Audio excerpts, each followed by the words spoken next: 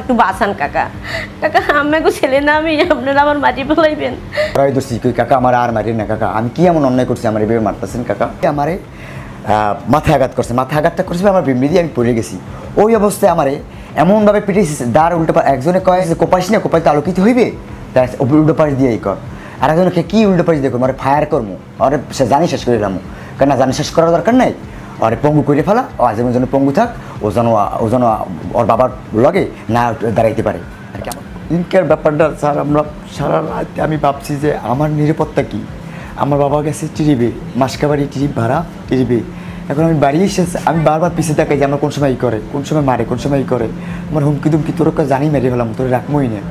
আমি বাড়ি যে স্বাভাবিক চলাফেরা করবো আমি কিচ্ছু পারি না, আমার সব সময় নির্যাতন করতেছে, আমি একা বাড়িতে পারি না, আমার বাবা নেই। বরিশালের কোতোয়ালি থানাধীন চরমনাই এলাকায় পারিবারিক জমি জমা নিয়ে বিরোধের জেরে চাচার হাতে গুরুতর আহত হয়েছেন শাকিল নামের এক যুবক।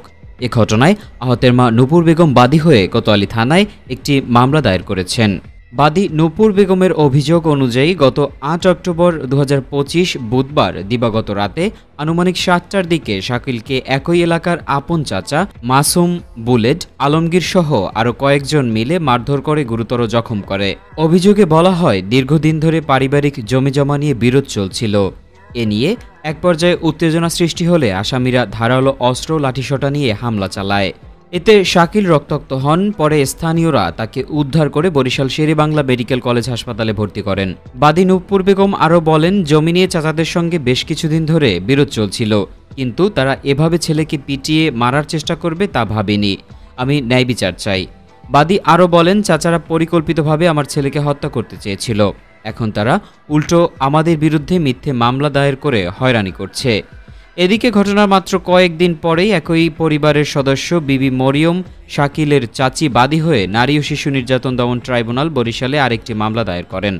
মামলায় আসামি করা হয় শাকিলের বাবা মোহাম্মদ জাহাঙ্গীর খানকে। অভিযোগে বলা হয় জাহাঙ্গীর খান মাদকাসক্ত, প্রতারক ও লম্পট প্রকৃতির লোক। তবে স্থানীয়রা বলেছেন এ মামলাটি সম্পূর্ণ প্রতিশোধমূলক ও মিথ্যা। এলাকাবাসীর দাবি, জাহাঙ্গীর খান দীর্ঘদিন ধরে বরিশালের বাইরে কর্মরত আছেন, ওই সময় তিনি এলাকায় উপস্থিত ছিলেন না।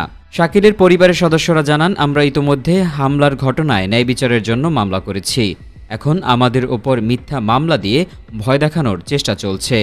স্থানীয় জনপ্রতিনিধি ও প্রতিবেশীরাও জানাচ্ছেন, ঘটনাটি পারিবারিক জমি বিবাদ থেকে শুরু হয়ে আইনি জটিলতায় পরিণত হয়েছে। একই পরিবারের সদস্যদের মধ্যে এই দ্বন্দ্ব সামাজিক শান্তি ও সম্পর্ক নষ্ট হচ্ছে।